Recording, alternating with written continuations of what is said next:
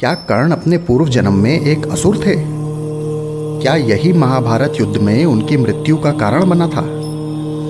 आखिर अपने पूर्व जन्म में कर्ण ने ऐसा क्या किया था जो महाभारत में उनकी हार का मुख्य कारण बना? इन सभी प्रश्नों के उत्तर आज हम इस वीडियो के माध्यम से जानेंगे, तो वीडियो को अंत तक अवश्य देखिएगा। वीडियो को लाइक और शेयर ज़रूर करें और हमारे चैनल सत्यमंच को सब्सक्राइब भी अवश्य करें। तो चलिए चलते हैं कर्ण की कहानी की ओर। कहानी आरंभ होती है सतयुग के आरंभ में, जब दंबोदभव नामक एक असुर सूर्यदेव की तपस्या में लीन था। उसने 1000 वर्षों की कठोर तपस्या की, जिससे सूर्यदेव प्रसन्न हुए और उसके सामने प्रकट हुए। उसने सूर्यदेव से 2 वर मांगे। पहला कि उसे 1000 कवच मिल जाएं, और दूसरा कि 1000 वर्ष की तपस्या करके ही कोई उसका कवच तोड़ पाए। साथ ही जो भी उसका कवच तोड़े वह तुरंत उसी स्थान पर मृत्यु को प्राप्त हो जाए। न चाहते हुए भी सूर्यदेव को उसे वरदान देना ही पड़ा। जैसा सबने सोचा था ठीक वैसा ही हुआ। वर प्राप्त करके दंबोदभव स्वयं को अजर अमर समझ पृथ्वी पर अत्याचार करने लगा। इधर ब्रह्मा जी के पुत्र धर्म एवं दक्ष प्रजापति की कन्या रुचि ने नर एवं नारायण नामक 2 जुड़वा पुत्रों को जन्म दिया, जो स्वयं विष्णु जी के अवतार थे। वे दोनों शरीर से तो अलग थे, लेकिन उनमें जीवात्मा एक ही बसी थी, और विष्णु जी उनके रूप में दंबोदभव राक्षस का वध करने के लिए ही अवतरित हुए थे। इधर कई वर्ष बीत गए। एक बार दंबोदभव एक वन से गुजर रहा था। तभी उसने देखा कि एक तेजस्वी युवक उसकी ओर दौड़ता हुआ चला आ रहा है। उस युवक को देख वह बहुत भयभीत हुआ, किंतु फिर उसने अपने आप को संभाला एवं उस युवक से पूछा, कहो कौन हो तुम, मुझसे क्या चाहते हो? युवक ने उत्तर दिया, मैं नर हूँ और तुमसे युद्ध करने आया हूँ। यह सुन दंबोदभव ठहाका मार के हंसने लगा और नर पर हमला कर दिया। देखते ही देखते भीषण युद्ध होने लगा। 1000 वर्ष तक वह युद्ध चला और युद्ध के अंत में नर ने दंबोदभव का एक कवच तोड़ दिया, किंतु वरदान के अनुसार ही नर वहीं गिरकर मृत्यु को प्राप्त हो गए। यह देख दंबोदभव के जान में जान आई। उसने सोचा कि भले ही एक कवच टूट गया, कम से कम यह तो मरा। इतना सोच वह वहाँ से जाने लगा। तभी क्या देखता है कि नर फिर से उसकी ओर दौड़े चले आ रहे हैं। लेकिन जब उसने पीछे देखा तो पाया कि नर का मृत शरीर तो वहीं पड़ा था। फिर यह दूसरा नर कहाँ से आ गया?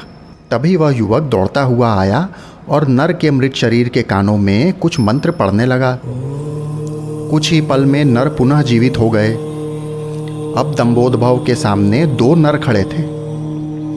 इससे पहले कि वह कुछ बोल पाता, उन दोनों में से एक ने कहा, मैं नारायण हूँ, नर का भाई। जब यह 1000 वर्ष तक तुमसे युद्ध कर रहा था, मैं तपस्या में लीन था। अब मैं नारायण तुमसे युद्ध करूँगा। इतना कह वह दंबोदभव पर टूट पड़े और नर उसी क्षण से तपस्या करने में जुट गए।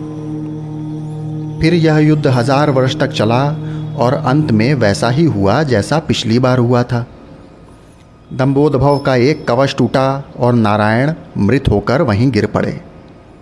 लेकिन फिर नर आए और नारायण को मंत्रों से जीवित कर स्वयं युद्ध करने लगे। ऐसा 999 बार हुआ। अब दंबोदभव का केवल एक ही कवच बचा था। वह समझ गया कि मृत्यु निश्चित है। यह सोच वह भाग खड़ा हुआ और सूर्यदेव के शरण में आ गया। नर नारायण भी उसका पीछा करते हुए सूर्यदेव के पास आए एवं दंबोदभव को उनके सामने प्रस्तुत करने को कहा, किंतु सूर्यदेव ने यह करने से मना कर दिया।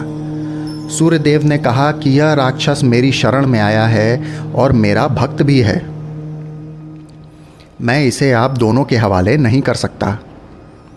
इतना सुन नारायण क्रोधित हो गए और सूर्य को श्राप दिया कि जाओ, इस बार तो यह बच जाएगा, लेकिन अगले जन्म में हम दोनों मिलकर इसे मारेंगे और अगला जन्म सूर्यदेव को दंबोदभव के साथ ही लेना पड़ेगा। समय बीतता गया, द्वापर युग आया और कुंती देवी ने सूर्य देव का आवाहन कर कर्ण को जन्म दिया। कर्ण का शरीर तो एक था, किंतु उसके भीतर दो आत्माएं समाहित थी। एक तो वह दंभोदभव राक्षस की और दूसरी स्वयं सूर्यदेव की। सूर्यदेव का अंश कर्ण को महान योद्धा बनाता था, तो दंभोदभव राक्षस का अंश उनसे पाप के कर्म करवाता था। साथ ही कर्ण उसी बचे हुए एक कवच के साथ पैदा हुए थे जो पिछले जन्म में दंभोदभव के पास रह गया था। पूर्व जन्म के नर नारायण इस युग में अर्जुन और भगवान श्री कृष्ण के रूप में जन्मे और महाभारत युद्ध में कर्ण को मारकर पूर्व जन्म के युद्ध को खत्म किया।